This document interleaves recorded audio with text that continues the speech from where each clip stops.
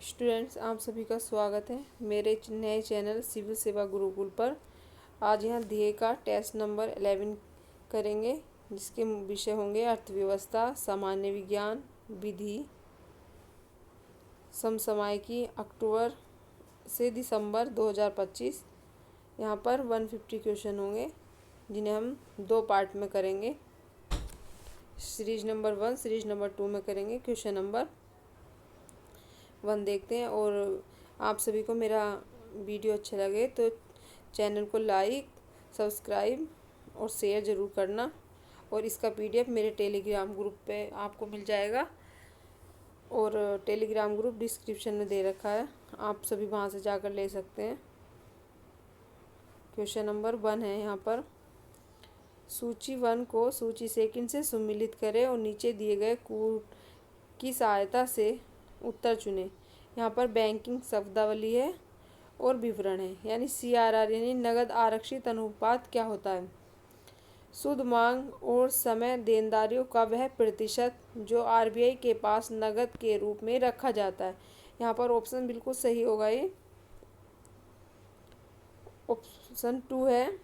SLR वैधानिक तरलता अनुपात, बैंकों को जमा का न्यूनतम प्रतिशत तरल परिसंपत्ति में रखना होता है। ये भी बिल्कुल सही है। ऑप्शन 3 है। MSF सीमांत स्थायी सुविधा बैंकों के लिए RBI से दंड दर पर रात भर की आपात उधारी। ये भी ऑप्शन सही है। ऑप्शन डी है। LAF यानी तरलता समायोजन सुविधा, RBI द्वारा दैनिक तरलता प्रबंधन का पत्र। यहाँ पर ऑप्शन डी भी सही है। यहाँ पर आंसर होगा 1, 2, 3, 4, यानी आंसर है यहाँ पर ए। क्वेश्चन नंबर 2 है। नीचे 2 कथन दिए गए हैं। कथन 1 को अभिकथन ए और आर को कारण आर को, यहाँ पर ए हो रखा है, ये यहाँ पर आर कहा गया है कारण को। RBI द्वारा दी जाने वाली खुले बाजार परिचालन यानी कि OMO में सरकारी प्रतिभूतियों की खरीद बिक्री शामिल होती है। ये अभिकथन तो सही कहता है। कारण देखते हैं। जब RBI सरकारी प्रतिभूतियां खरीदता है तो बैंकिंग प्रणालियों में तरलता का संचार होता है, जो अत्यधिक होने पर मुद्रास्फीतिकारी हो सकता है। यानी कारण जो है, ये कारण भी एक ही सही व्याख्या करता है। यहाँ पर आंसर हम देखते हैं, आंसर क्या होता है। यहाँ पर ए और आर दोनों सत्य हैं, किंतु आर एक ही सही का स्पष्टीकरण नहीं करता। ये सही कर रहा है वो, तो ये गलत होगा। बी कहता है ए सत्य है किंतु आर गलत है, ये भी गलत है। ए सत्य है किंतु आर गलत है, ये भी गलत है। यहाँ पर ए और आर दोनों सत्य हैं और आर ए की सही यानी आर ए का सही स्पष्टीकरण करता है। यहाँ पर आंसर होगा डी। क्वेश्चन नंबर 2 का आंसर है डी। क्वेश्चन नंबर 3 है। अर्थव्यवस्था में हेलीकॉप्टर मनी का सर्वोत्तम वर्णन निम्नलिखित में से कौन सा है। समग्र, ऑप्शन 1 है। समग्र मांग को प्रोत्साहित करने हेतु केंद्रीय बैंक द्वारा नवनिर्मित मुद्रा का नागरिकों में सीधा वितरण। ऑप्शन 2 है यहाँ पर। वायु परिवहन शुल्क से प्राप्त धनराशि जो ग्रामीण विकास के लिए आरक्षित हो। ऑप्शन 3 है। SLR से अधिक वाणिज्य बैंकों द्वारा रखा गया आपात नगद आरक्षण नहीं है। सैन्य हेलीकॉप्टर द्वारा अल्प विकसित देशों में वायु मार्ग से नहीं। ये भी गलत है, ये भी गलत है और ये भी गलत है। यहाँ पर ऑप्शन होगा समग्र मांग को प्रोत्साहित करने हेतु केंद्रीय बैंक द्वारा नवनिर्मित मुद्रा का नागरिकों को सीधा वितरण। अब आप मुझे कमेंट बॉक्स में लिख के बताना कि कब भारत में हेलीकॉप्टर मनी का सबसे अच्छा उदाहरण दिया जाता है। ये कंडीशन कब भारत में हुई थी। यहाँ पर आंसर है ए। 3 का आंसर है। क्वेश्चन नंबर 4 है। निम्नलिखित योजना मॉडल मंत्रालय युग्मों में से सुमेलित है। PM स्वनिधि यानी कि पीएम स्वनिधि आवास और शहरी कार्यक्रम मंत्रालय, पीएम कुसुम और पीएम फसल बीमा योजना, आयुष्मान, पीएम भारत। और कौन कौन से यहाँ पर मैचिंग है, यहाँ पर ये पीएम स्वनिधि, इसका ऑप्शन 1 सही हो जाता है।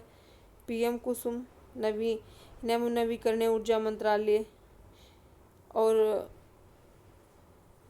ये पीएम फसल बीमा योजना, ये भी सही है और ये भी सही है। यहाँ पर आंसर होगा 1 2 3 4, आंसर होगा ए। क्वेश्चन नंबर 4 का आंसर है। क्वेश्चन नंबर 5 है, निम्नलिखित में से कौन सा गुण सुमेलित नहीं है, बताना है। यहाँ पर राजस्व, यहाँ पर पूछा है कि सुमेलित नहीं है। राजस्व व्यय में से राजस्व प्राप्तियों को घटाकर प्राथमिक राजकोष के घाटे में ब्याज भुगतान को घटाकर, ये दोनों अभी तक सही हैं। पूंजी घाटा कुल व्यय में से उधारी को छोड़कर कुल प्राप्ति को घटाकर, यानी पूंजी घाटा भारत के घाटे का मानक शब्द नहीं है। ठीक है, पहले तो ये समझ लेना, क्योंकि राजकोष के घाटा कुल व्यय माइनस कुल प्राप्ति यानी उधार को छोड़कर किया जाता है, तो विकल्प पूंजी घाटे और राजस्व घाटे की तरह परिभाषित नहीं, इसलिए ये गलत है। यहाँ पर हमसे सही नहीं पूछा था। ये प्रभावी घाटा भी सही है कि राजस्व घाटे में से पूंजीगत परिसंपत्ति निर्माण हेतु अनुदान को घटाकर, ये ऑप्शन 3 सही है। और यहाँ पर सही नहीं पूछा है, तो यहाँ पर आंसर होगा सी। 5 का आंसर है सी। क्वेश्चन नंबर 6 है, औद्योगिक उत्पाद सूचकांक आईआईपी के संदर्भ में निम्नलिखित कथनों पर सत्य नहीं है, बताना। आईआईपी को मासिक आधार पर एनएसओ द्वारा, ये तो सभी को, ये जो है ना, ये वाला ऑप्शन यहाँ पर सही नहीं पूछा है हमसे, तो ये तो सही है, क्योंकि आईआईपी औद्योगिक सूचकांक जिसे नेशनल स्टैटिस्टिकल ऑफिस द्वारा मासिक आधार पर जारी किया जाता है, ये बिल्कुल सही है। और यहाँ पर सही नहीं पूछा है, वर्तमान आईआईपी श्रृंखला का आधार वर्ष 2004-2005 है। नहीं, 2004 नहीं, 2011 और 2012 है, तो ये गलत होगा। यहाँ पर आंसर होगा बी। क्वेश्चन नंबर 7 है, यहाँ पर क्वेश्चन नंबर ऑप्शन 1 है पीएम, यानी कि PMJDY, यानी कि इसका मतलब पीएम जन धन योजना के संदर्भ में निम्नलिखित कथनों में सत्य है। PMJDY खाते शून्य शेष राशि यानी जीरो बैलेंस खाते जिनमें एक यानी 10,000 रुपये की ओवरड्राफ्ट सुविधा है, ये ऑप्शन सही है बिल्कुल। ऑप्शन 2 है यहाँ पर, इस योजना के अंतर्गत 2 लाख रुपए के दुर्घटना बीमा कवर सहित रुपये पे डेबिट कार्ड प्रदान किया जाता है, ये भी ऑप्शन सही है। यहाँ पर आंसर होगा सी। क्वेश्चन नंबर 8 है, यहाँ पर रेपो दर के संबंध में निम्नलिखित कथनों में से कौन सा कथन सही है। भारतीय रिजर्व बैंक द्वारा रेपो दर में कमी किए जाने पर गृह ऋण होम लोन की व्यवस्था यानी कि होम लोन की ब्याज दरों में सदैव समान अनुपात में कमी, क्या बोला यहाँ पर, कमी हो जाती है, ये यहाँ पर ऑप्शन गलत होगा। ऑप्शन 2 है, वाणिज्य बैंकों को विधि के अनुसार 90 दिनों के भीतर उधारकर्ताओं को रेपो दर में कटौती का लाभ देना अनिवार्य हो जाता है, ये ऑप्शन भी यहाँ पर गलत होगा। नीचे दिए कूट का सही प्रयोग करें, यहाँ पर आंसर होगा डी। क्वेश्चन नंबर 9 है, सार्वभौमिक संपदा निधि का उद्देश्य है। ऑप्शन 1 है, मेरा क्या मानना है ना कि सभी ऑप्शन ना पढ़ के हम सिर्फ करेक्ट ऑप्शन को ही पढ़ें, तो इससे थोड़ा वीडियो भी शॉर्ट होगी और हमें करने में भी थोड़ा अच्छा याद होगा। ये तो है नहीं कि कन्फर्मेंट यहाँ ही से क्वेश्चन आते हैं कि हमने ये पढ़ रखा है तो थोड़ा इमेज बैठ जाती है। तो आज से वही ऐसे वाले क्वेश्चन में सिर्फ हम वही ऑप्शन पढ़ेंगे जो सही होगा। ऑप्शन नंबर 9 पूछ रहा है सार्वभौमिक संपदा निधि, यानी यहाँ पर ऑप्शन 1 है राज्य स्वामित्व वाली निवेश निधि जो राष्ट्रीय बचत भंडार का उपयोग दीर्घकालिक प्रतिफल के लिए वैश्विक स्तर पर निवेश हेतु करती है। यहाँ पर ऑप्शन 1 ही सही है, तो यहाँ पर आंसर भी हमारा ए होगा 9 का। क्वेश्चन नंबर 10 देखते हैं। भारत में निम्नलिखित आर्थिक सुधारों घटनाओं को सही कालक्रम में व्यवस्थित कीजिए। बैंकिंग क्षेत्र सुधारों पर नरसिम्हन समिति का प्रतिवेदन। ये कह रहा है कि बैंकिंग क्षेत्र सुधारों पर नरसिम्हन समिति का प्रतिवेदन।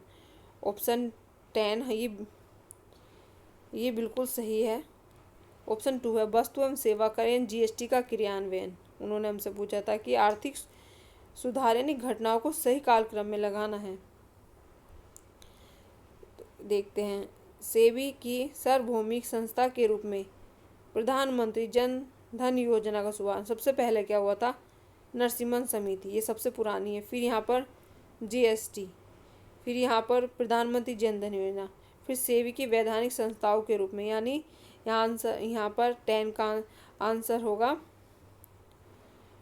1 3 4 2। और जैसे ये है कि भारतीय प्रतिभूति विनिमय बोर्ड, इसकी स्थापना कब हुई थी? 1992 में। ये सेबी नरसिम्हन 91 में। मैं यहाँ पर लिख देती हूँ, तो आप सभी को पीडीएफ मिल जाएगा, उसमें भी चेक कर लेना। 91 है और सेबी 1992 है और पीएम जनधन ये 2014 और जीएसटी 2017। ये इनके सन है, इसी अनुसार भी लगा सकते हैं। क्वेश्चन नंबर 11 है। नीचे 2 कथन दिए गए हैं, यहाँ पर अभिकथन ए और कारण आर है। यहाँ पर आर भारत का, यानी कि भारत का राजकोष के घाटा जीडीपी के प्रतिशत के रूप में व्यक्त किया था। ये बिल्कुल अभिकथन सही है। उच्चतर राजकोष के घाटा अनिवार्यतः अनियंत्रित मुद्रास्फीति और मुद्रा मूल्यों को जन्म देता है। नहीं, ये कारण नहीं, तो यहाँ पर सही ऑप्शन होगा सी। 11 का सही ऑप्शन है सी। ए सत्य है किंतु आर असत्य है। क्वेश्चन नंबर 12 है न्यूनतम समर्थन मूल्य एमएसपी के संदर्भ में निम्न कथनों में से सत्य है? एमएसपी सभी भारतीय राज्यों में एक केंद्रीय कानून के अंतर्गत स्थापित एक वैधानिक गारंटी है। यानी कि एमएसपी न्यूनतम कोई वैधानिक कानूनी गारंटी नहीं है। इसके भुगतान को सभी राज्यों में अनिवार्य करने वाला कोई केंद्रीय कानून भी नहीं है। ठीक है, तो ये ऑप्शन हमारा 1 गलत हो जाता है। 12 का ऑप्शन 2 है कृषि लागत एवं मूल्य आयोग यानी CAP एवं एमएसपी की अनुशंसा केंद्र सरकार को देता है। ये बिल्कुल करेक्ट है, यहाँ पर आंसर होगा बी। क्वेश्चन नंबर 13 है भारत में मूल मुद्रास्फीति की गणना CPI से किन घटकों को हटाकर की जाती है? ऑप्शन बी है विनिर्मित वस्तुएं और आवास, सेवाएं और परिवहन, खाद्य एवं पेय पदार्थ, ईंधन एवं प्रकाश, वस्त्र, पदार्थ और शिक्षा। यानी कि यहाँ पर 13 का आंसर होगा सी, खाद्य एवं पेय पदार्थ, ईंधन। ऑप्शन नंबर 4 है, यहाँ 14 है अर्थव्यवस्था में डच डिजीज निम्नलिखित कथनों में से है? डच डिजीज है प्राकृतिक संसाधन निर्यात के कारण मुद्रा के अभिमूल्य होने से उत्पन्न आर्थिक मंदी जो विनिर्माण क्षेत्र की प्रतिस्पर्धात्मकता को हानि पहुंचाते हैं। यानी 14 का आंसर होगा ए, यही सही है। क्वेश्चन नंबर 15 देखते हैं भारत में अनुसूचित वाणिज्य बैंकों के संदर्भ में निम्नलिखित कथनों में सत्य नहीं है। हमसे यहाँ पर नहीं पूछा है। अनुसूचित वाणिज्य बैंकों में भारत में परिचालित सभी सार्वजनिक, निजी और विदेशी बैंक शामिल हैं। क्षेत्रीय ग्रामीण बैंक को अनुसूचित वाणिज्य बैंकों के रूप में वर्गीकृत नहीं किया गया। लघु वित्त बैंक आरबीआई से लाइसेंस प्राप्त करने के पश्चात अनुसूचित वाणिज्य बैंकों में सम्मिलित होते हैं। यानी कि यहाँ पर सिर्फ 2 सही है, यानी कि 2 सही है, यहाँ पर सही नहीं पूछा है ना, बाकी ये तो सही है एक हिसाब से, लेकिन ये 2 गलत है। यहाँ पर आंसर होगा 15 का आंसर है ए, क्योंकि ये सही इस वजह नहीं, क्योंकि क्षेत्रीय ग्रामीण बैंक भारत में अनुसूचित वाणिज्य बैंकों के अंतर्गत आते हैं और इन्हें आरबीआई अधिनियम की द्वितीय अनुसूची में शामिल किया गया है। और ये इन्होंने कहा था कि अनुसूचित वाणिज्य बैंकों के रूप में वर्गीकृत नहीं है, इसीलिए ये गलत है। क्वेश्चन नंबर 16 है, भारत की विदेशी व्यापार नीति 2023 के संदर्भ में निम्नलिखित कथनों में से सही है। यहाँ पर ऑप्शन 1 है, यहाँ पर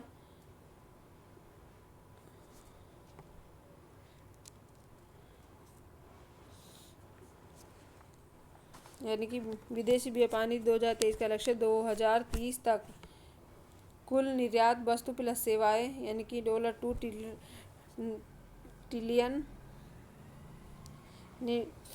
ट्रिलियन तक पहुंचना है। ये ऑप्शन सही है। ऑप्शन 2 है, विदेशी व्यापार महानिदेशालय भारत की विदेशी व्यापार नीति बनाने का मुख्य निकाय, ये बिल्कुल सही है। ये एफटीपी 2023 में लंबित निर्यात दायित्व प्रकरणों के एकमुश्त निपटान हेतु एक एमनेस्टी योजना प्रस्तुत की गई है, ये भी सही है।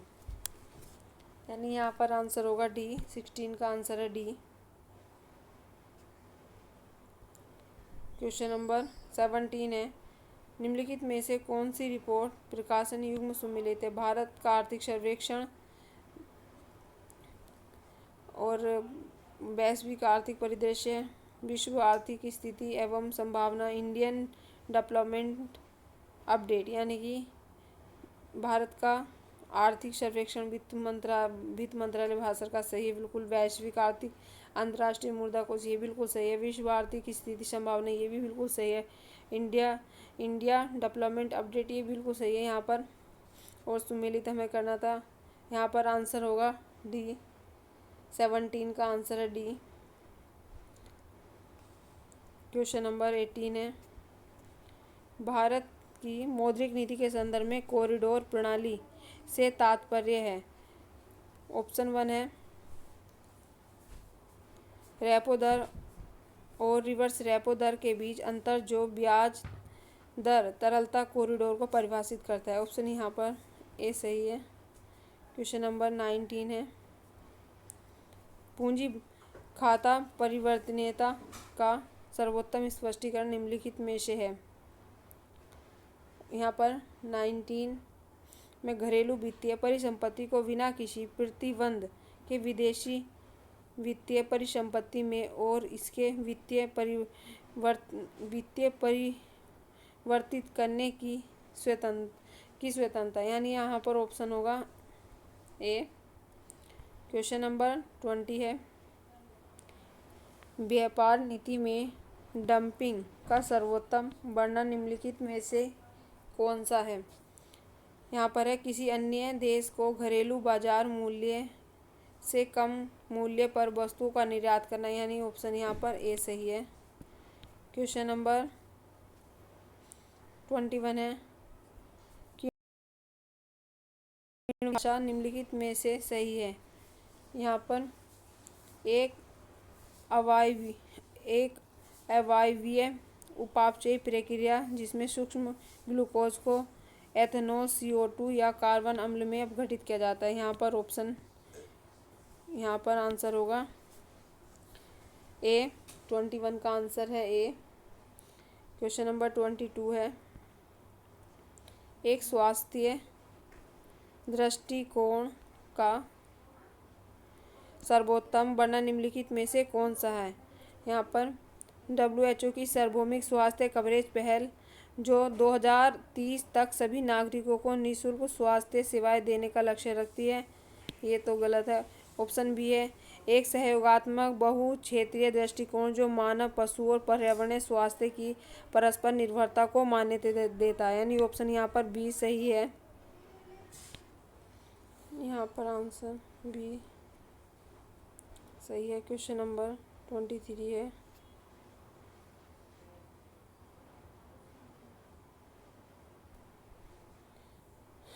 कार्बन और उसके अपरूपों के संदर्भ में निम्नलिखित कथनों में सही है नहीं है। यहाँ पर नहीं है पूछा है। यहाँ पर ग्रेफाइट की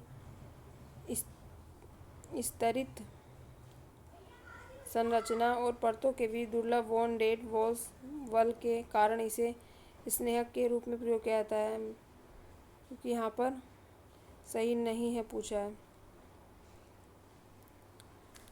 ऑप्शन 3 है बकमिस्टरफुलीन यानी कि C16 में केवल षष्ठभुजीय कार्बन परमाणु व्यवस्था होती है। यानी यहाँ पर 23 का आंसर होगा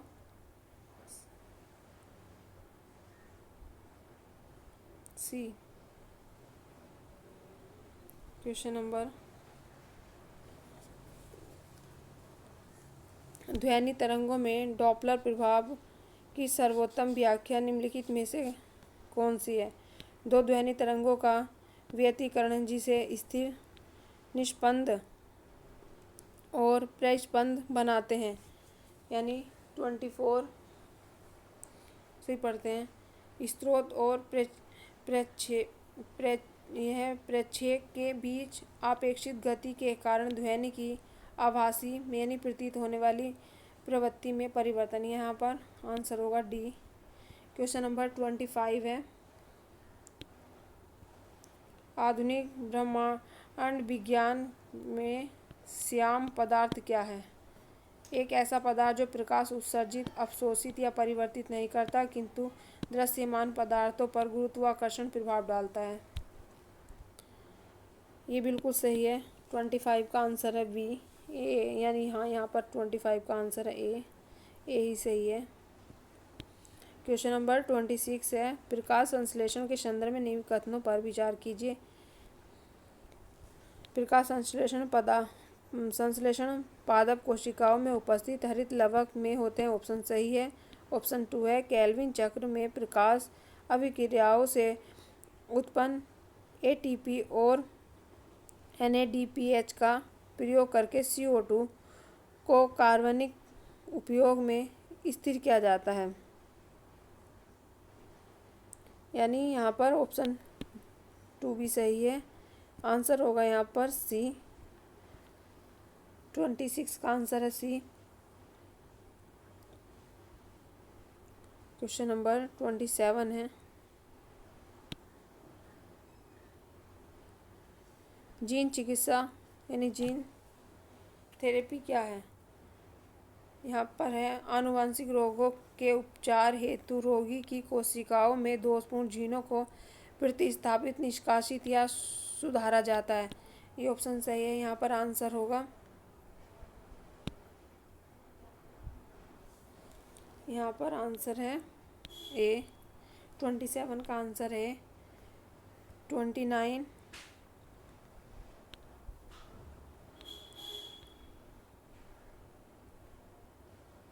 हैबर वॉश प्रक्रिया किस उद्योग में सर्वाधिक प्रमुखता से प्रयुक्त की जाती है? उर्वर उद्योग में। यहाँ पर आंसर है ए।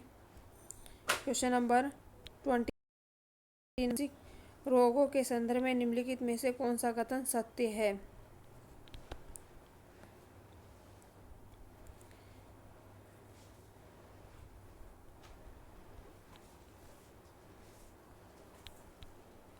क्वेश्चन नंबर ऑप्शन 1 है हीमोफीलिया एक लिंग समृद्ध अप्रभावी विकार है जो मुख्यतः पुरुषों को प्रभावित करता है। ये सही है। डाउन सिंड्रोम गुणसूत्र संख्या 21 त्रिगुणसूत्रता के कारण होता है। ऑप्शन 2 भी सही है। ऑप्शन सिकल सेल एनीमिया एक ऑटोसोमल प्रभावी आनुवंशिक विकार है। नहीं, ये ऑप्शन गलत है, क्योंकि ये जो है sickle cell anaemia autosomal recessive रोग है, ना कि डोमिनेट नहीं है। तो इसीलिए ये वाला ऑप्शन गलत होगा। यहाँ पर हमसे सत्य पूछा था, यहाँ पर आंसर होगा 29 का आंसर है सी। क्वेश्चन नंबर 30 है, न्यूटन के गति नियम के संदर्भ में निम्नलिखित कथनों में से सत्य यहाँ पर नहीं पूछा है। न्यूटन के प्रथम नियम के अनुसार गतिमान वस्तु जड़त्व के कारण सदैव मंद होती थी। नहीं, ये गलत, ये सही नहीं है।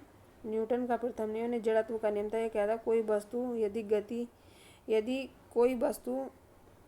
यदि गति में है तो वह समान वेग से चलती है, ना कि मंद गति से चलती थी। यहाँ पर ये गलत होगा। ऑप्शन 2 देखते हैं। न्यूटन के तृतीय नियम के अनुसार प्रतिक्रिया एक ही वस्तु पर एक साथ कार्य करती है। नहीं, ये ऑप्शन गलत है। क्रिया और प्रतिक्रिया बल एक ही वस्तु पर नहीं बल्कि दो अलग अलग वस्तुओं पर लगाए जाते हैं। यहाँ पर भी गलत है। यहाँ पर हमसे सही नहीं पूछा था, तो यहाँ पर आंसर होगा सी। क्वेश्चन नंबर 31 है, निम्नलिखित वैज्ञानिक खोजों को सही कालक्रम में व्यवस्थित कीजिए। ऑप्शन 1 है, वॉटसन और क्रिक द्वारा डीएनए की द्विकुंडलित संरचना की खोज की गई। अलेक्जेंडर फ्लेमिंग द्वारा पेनिसिलिन की खोज। ऑप्शन 3 है, मानव जीनोम परियोजना का प्रथम मसौदा पूर्ण। विल्हेम रोन्टजेन द्वारा एक्सरे किरणों की खोज। यानी यहाँ पर सही उत्तर का चयन करना है। 2, 3, 1 दिया गया है, यानी 31 हमसे पूछा गया है।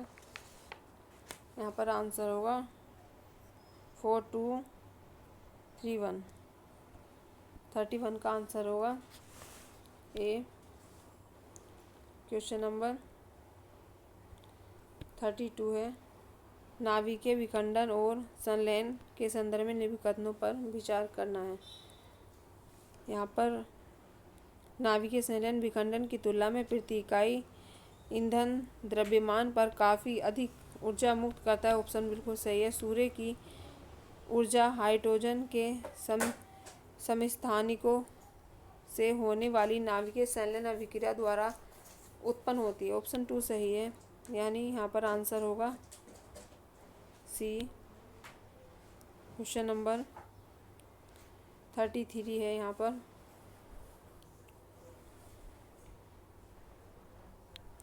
मलेरिया, ये भी सही मिला हुआ है। तापेदी भी सही मिला हुआ है, डेंगू भी और दाद भी, यानी यहाँ पर आंसर होगा ए। क्वेश्चन नंबर 34 है, सूची 1 को सूची से रासायनिक और उनके गुण बताने हैं। यहाँ पर 34 सोडियम बाइकार्बोनेट, यानी कि ये भी यहाँ पढ़ लेना कि काफ़ी ये मैचिंग में ही है, ये भी और ये भी, यानी यहाँ पर भी आंसर होगा ए। क्वेश्चन नंबर 35 है, क्योंकि काफ़ी लंबी वीडियो जाती है काफ़ी पढ़ते पढ़ते ना। मानव शरीर में लसिका पर्व की भूमिका का सर्वोत्तम वर्णन निम्नलिखित में से कौन सा है। 35 में लसिका का निस्पंदन और प्रतिरक्षा कोशिकाओं का भंडारण जो रोगाणुओं से लड़ती है। ऑप्शन ए सही है। यहाँ पर 35 का ए सही है। क्वेश्चन नंबर 36 है,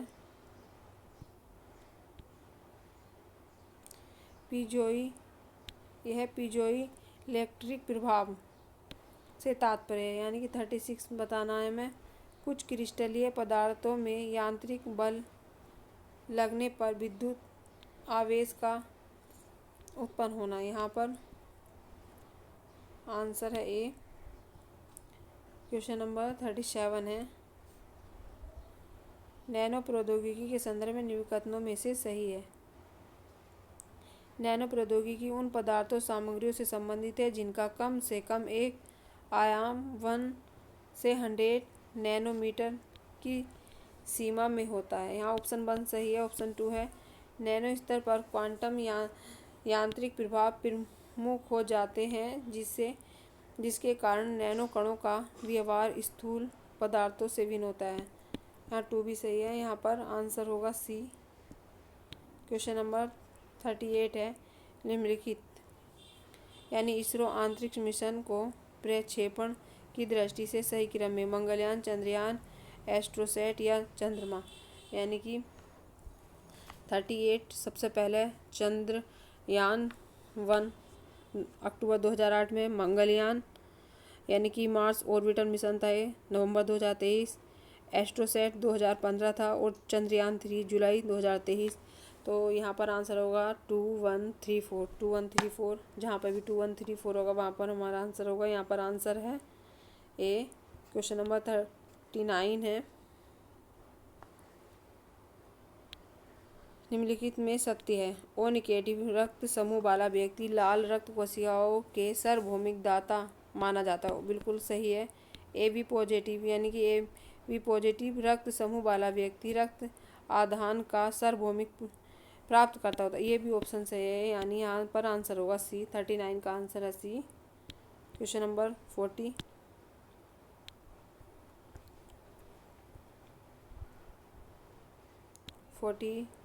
देखते हैं।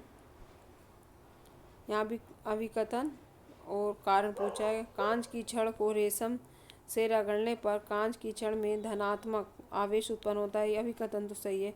रगड़ने की प्रक्रिया में इलेक्ट्रॉन रेशम से कांच की छड़ की ओर स्थानांतरित हो जाते हैं। ये सही नहीं लग रहा, ऑप्शन पढ़ लेते हैं। यानी यहाँ पर आंसर होगा सी, क्योंकि ए सत्य है और आर असत्य है। क्वेश्चन नंबर 41 है निम्नलिखित युग्मों में सही सुमेलित है। गरीबी रेखा समिति उपयोग किया गया मुख्य आधार यानी कि लकड़वाला समिति, तेंदुलकर, रंगराजन और सक्सेना समिति। ये किससे मैचिंग करती हैं? यहाँ पर ऑप्शन देखो यानी कि आपस में सभी सही हैं। यहाँ पर आंसर होगा 41 का आंसर यहाँ पर डी है। क्वेश्चन नंबर 42 है भारत में बेरोजगारी के प्रकार के संदर्भ में निम्नलिखित कथनों में से सही है। 42 घर्षणात्मक बेरोजगारी एक नौकरी छोड़ने और दूसरी प्राप्त करने के बीच के समय अंतराल में उत्पन्न होता है। घर्षणात्मक बेरोजगारी है ये। ऑप्शन 2 है संरचनात्मक बेरोजगारी कामगारों के कौशल और नियोक्ताओं की आवश्यकताओं के बीच असंतुलन से उत्पन्न होती है। ये भी ऑप्शन सही। चक्रीय बेरोजगारी कृषि श्रम की मांग मौसमी नहीं, ये ऑप्शन गलत है क्योंकि 42 है ये गलत है कि चक्रीय बेरोजगारी आर्थिक मंदी या व्यापार चक्र के कारण होती है, ना कि मौसमी। किसके कारण होती है? आर्थिक मंदी एवं व्यापार चक्र के कारण होती है। यहाँ पर 42 का आंसर होगा ए। क्वेश्चन नंबर 43 है भारत में पेमेंट बैंकों के संदर्भ में निम्नलिखित कथनों में से सही है। पेमेंट बैंक ऋण प्रदान कर सकते हैं और क्रेडिट कार्ड जारी कर सकते हैं। 43 ये वाला यानी कि जिसे ये पेमेंट बैंक यानी कि 43 है ये भुगतान बैंक ऋण नहीं दे सकते, इसीलिए ये तो ऑप्शन 1 तो हमारा गलत होगा। पेमेंट बैंक प्रति व्यक्ति ग्राहक 2 लाख रुपए तक की जमा, इसी बिल्कुल सही है। पेमेंट बैंक को सरकारी प्रतिभूति और ट्रेजरी बिलों में निवेश करने की अनुमति, ये ऑप्शन 3 यानी यहाँ पर आंसर होगा सी। 43 का यहाँ पर आंसर होगा सी। क्वेश्चन नंबर 44 देखते हैं।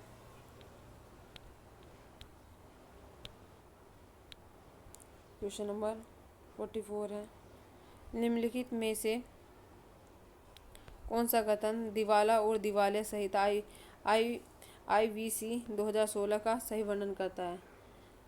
एक समयबद्ध दिवालिया समाधान ढांचा जिसे IBB द्वारा विनियमित किया गया है। ये क्वेश्चन ना यूपीएससी में भी आया है। ये क्वेश्चन यूपीएससी में भी आ रखा है। यहाँ पर ऑप्शन होगा ये सही है। ये क्वेश्चन नंबर 44 का आंसर है ए। क्वेश्चन नंबर 45 है निम्नलिखित में से कौन सा शब्द सरकारी गतिविधियों में वृद्धि को दर्शाता है, जिसके अनुसार जैसे जैसे अर्थव्यवस्था विकसित, औद्योगिकीकृत एवं समृद्ध होती जाती है, सार्वजनिक व्यय राष्ट्रीय आय के प्रतिशत के रूप में बढ़ता जाता है।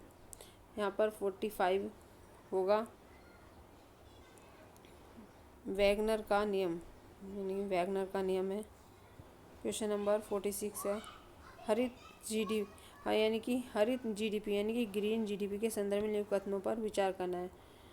यहाँ पर बताना है सही क्या है। यहाँ पर सही है भारत के आधिकारिक रूप से हरित जीडीपी अपने प्राथमिक आर्थिक प्रदर्शन माप के रूप में अपनाना, यानी कि यहाँ पर ये गलत है। यहाँ पर हर जीडीपी पारंपरिक जीडीपी पर्यावरण, यानी कि हर जीडीपी पर्यावरण से संबंधित होगी।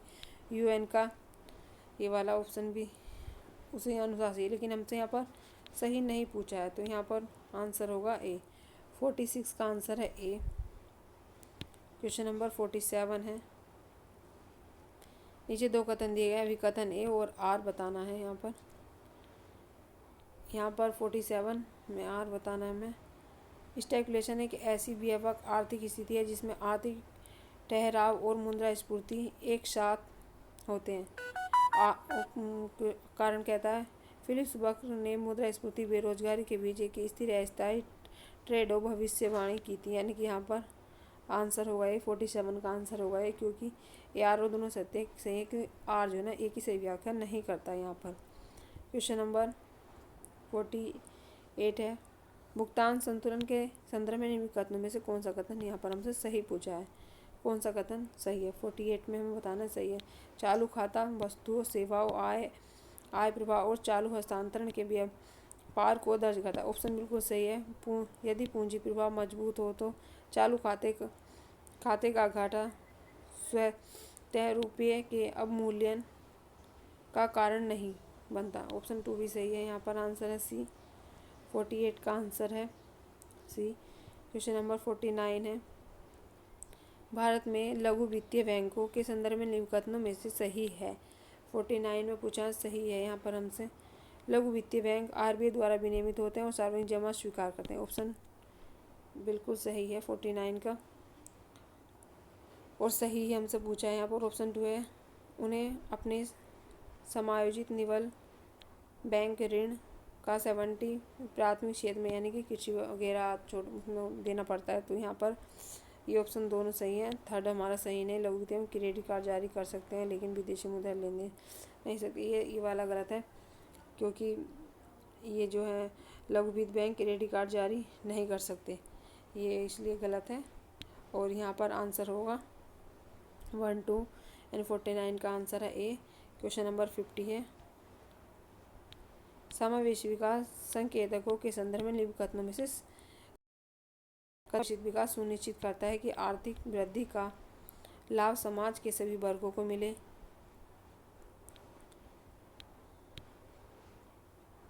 बिल्कुल सही है। ऑप्शन 2 है आय असमानता मापने के लिए लोरेंस वक्र गिनी गुणांक का उपयोग किया था, ये भी सही है। मानव विकास सूचकांक HDI में प्रति व्यक्ति GNI जीवन प्रत्याशा स्कूली शिक्षा के औसत वर्ष शामिल है। डी। क्वेश्चन नंबर 51 है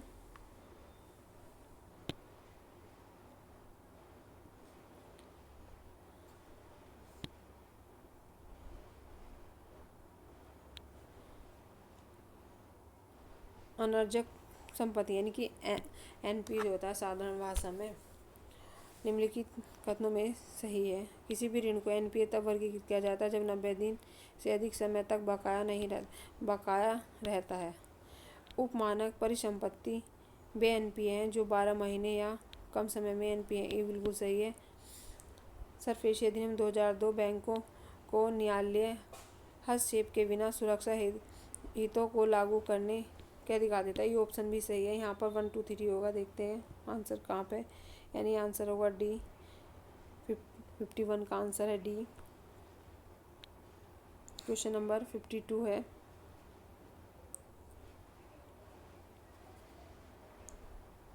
क्वेश्चन नंबर 52 बहुआयामी गरीबी सूचकांक, यानी कि इनको गरीबी मापना और मुख्य इनकी विशेषता है, यानी ये भी सही है। स्वास्थ्य शिक्षा से संबंधित है, बी भी सही है। हेड अकाउंट अनुपात सेन सूचकांक से, यानी यहाँ पर आंसर है 52 का आंसर है ए। क्वेश्चन नंबर 53 है, भारत के वित्तीय क्षेत्र में रेगुलेटरी सैंडबॉक्स का अर्थ है एक नियमित वातावरण जो फिनटेक कंपनियों को शिथिल नियमों के साथ नवीन उत्पादों का परीक्षण करने की अनुमति देता है। ऑप्शन ए सही है। क्वेश्चन नंबर 54 है, भारत में कृषि ऋण के संदर्भ में निम्नलिखित कथनों में से कौन सा कथन सही है। यहाँ पर ऑप्शन 1 पढ़ते हैं, किसान क्रेडिट कार्ड फसल उत्पादन आवश्यकताओं के लिए अल्पकालिक ऋण प्रदान करता है, बिल्कुल सही है।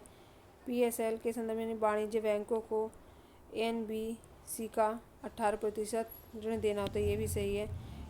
यानी कि आरआरबी केंद्र सरकार राज्य सरकारों प्रायोजक द्वारा, मतलब कुछ इनका अनुपात भी है। मैं थोड़ा वो राज्य, हाँ मैं समझ याद आ रहा है थोड़ा उनका। केंद्र तो इनका 50% करते हैं और राज्य 15%, केंद्र 50 और ये राज्य 15, और प्रायोजक जो होता है वो 35% करता है, तब ये बैंक चलते हैं, यानी कि ग्रामीण क्षेत्रीय ग्रामीण बैंक। यहाँ पर आंसर होगा डी। 54 का आंसर होगा डी। 55 है, यहाँ पर 55 है, ग्रेशम का नियम, लेफर वक्र, कुजनेट्स वक्र, एंजेल का नियम, ये भी चारों आपस में मैचिंग करेक्ट करके यहाँ पर आंसर हो जाता है ए। क्वेश्चन नंबर 56 है, निम्नलिखित में से सूचकांक जो मापते हैं। Sensex VSK 30 free float share है। यहाँ पर 56 में बिल्कुल ये सही हो जाता है। निफ्टी, ये एनएससी सूचकांक में 50 बिल्कुल सही है। मुझे कमेंट में लिख के बताना कि ये सेंसेक्स और निफ्टी कहाँ कहाँ के सूचकांक नापते हैं, मुझे ये बताना कमेंट में। वी, ये थर्ड वाला भी हमारा सही हो जाता है, 4 वाला भी सही हो जाता है, यानी वॉलेंट्री इंडेक्स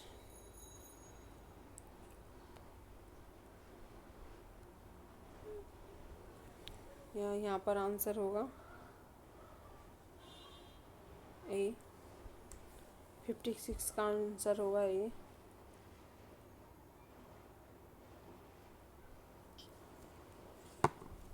वॉलेंट्री इंडेक्स 10 में ये भी बिल्कुल मैचिंग है, ये भी सही है। यहाँ पर आंसर ये सही होगा। ये काफ़ी मोस्ट क्वेश्चन हो जाता है। क्वेश्चन नंबर 57,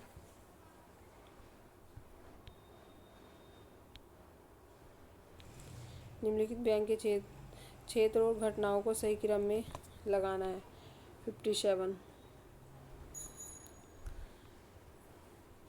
सबसे पहले क्या था, सबसे पहले वाला ही हम पढ़ेंगे। भारत में 14 वाणिज्य बैंकों का राष्ट्रीयकरण हुआ। ये 14 बैंकों ये हुआ कब है, 1969 में। और दूसरा ऑप्शन होगा ईडा। ईडा की स्थापना 1999 में। और आरबीआई सहायक बैंकों की 2017 में। और PNB oriental bank of commerce United bank का विलय किया गया, ये हुआ 2020 में। यहाँ पर आंसर होगा ए। क्वेश्चन नंबर 58 है, मानव पाचन तंत्र के संदर्भ में निम्नलिखित में से सही है, बताना है। 58 का, कार्बोहाइड्रेट का पाचन मुंह में लार एमाइलेज के माध्यम से शुरू होता है, बिल्कुल सही है। यकृत द्वारा उत्पादित पित्ताशय में संग्रहित पित्त इमैलिशीकरण में सहायक है, ये भी सही है। अधिकांश पोषक तत्वों का अवशोषण मुख्य रूप से छोटी आंत के बजाय बड़ी आंत में होता है। नहीं, ये वाला सही नहीं है। अधिकांश पोषक तत्वों का अवशोषण छोटी आंत में ही होता है, बड़ी आंत में नहीं होता, इसलिए ये वाला गलत है। यहाँ पर आंसर होगा 58 का आंसर है ए। 59 क्वेश्चन है, सूचीबद्ध को सूची सेकंड से सम्मिलित करना है। बैंकिंग सूची उनकी समितियाँ उनकी सिफारिश से दी गई हैं। 59 में ये आपस में सभी मैचिंग है। नरसिम्हा ने CRLSR के बारे में कहा था, रंगराजन ने वित्तीय समावेशन के बारे में, JP नड्डा ने बैंक बोर्ड में, और दामोदर समिति ग्राहक सेवा सुधार के लिए, यानी यहाँ पर आंसर होगा ए। क्वेश्चन नंबर 59 का आंसर है। क्वेश्चन नंबर 60 है, सूचीबद्ध को सूची सेकंड से सुमेलित करना है। वैज्ञानिक उपकरण और मापन, यानी यहाँ पर 60 का आंसर भी सिस्मोग्राफ, भूकंप, हाइग्रोमीटर, वायु, ये सही है। एनीमोमीटर वायु की गति की दिशा में, बैरोमीटर वायु, यानी यहाँ पर भी 60 का आंसर होगा ए।